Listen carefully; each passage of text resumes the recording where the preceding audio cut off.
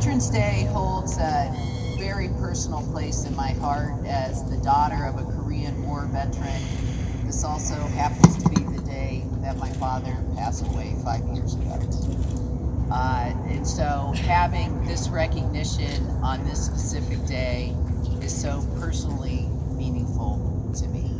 And Veterans Day is about recognition. It's about recognition of men and women who have donned a uniform at the service of our country.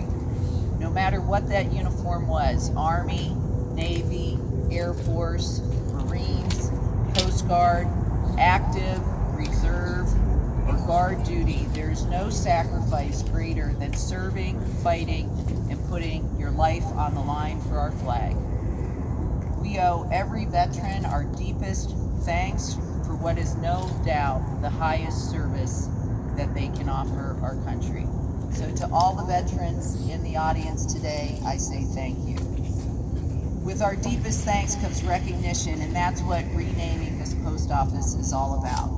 We're not renaming the post office just for the sake and for the headlines. We do it because recognition plays such an important role in public service. Recognition is what leads to action and change. The Henderson Veterans Memorial Post Office, you like the sound of that? Yeah. Is about honoring sacrifices, but also recognizing the struggles that many of our veterans still face. My hope is to remind every person who comes to this post office, dropping off a letter, picking up a package, that our community is not whole without our veterans. And when we choose to turn our eyes from an Army veteran suffering with PTSD or struggling to hold down a job, or a Marine without a roof over her head, that hurts all of us in our country. Because the reality is that many veterans throughout our country do not always have the opportunities to succeed, and many are struggling as a result. Veteran suicide and homelessness rates are on the rise.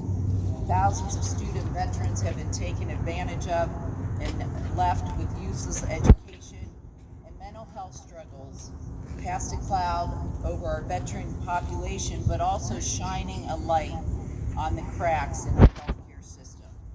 If we want our recognition to mean something, we need to back it up with real action to give our veterans every opportunity to lead dignified, happy, and healthy lives.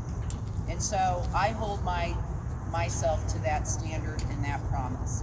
And as a member of the House Veterans Affairs Committee, I am committed to passing smart legislation and improving services for our veterans.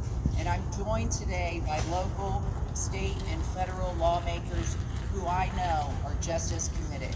My colleagues in Congress, Senator Cortez Masto, our Governor, Steve Sisolak, Assemblywoman Leslie Cohen, Henderson Councilwoman Michelle Romero, and Clark County Commissioner Jim Gibson. Thank you all for being here. I think it's also appropriate to acknowledge that the U.S. Postal Service is one of the largest employers of veterans.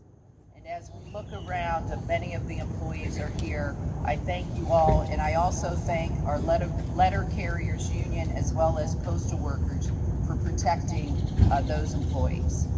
But finally, I'm just going to wrap up to say that not only am I grateful today for being able to honor our veterans with this recognition, I'm also very hopeful. I'm hopeful that our ability to come together and work together to recognize our veterans will be leading us to action. And that's no better way to commemorate our veterans and Veterans Day. So thank you all for being here.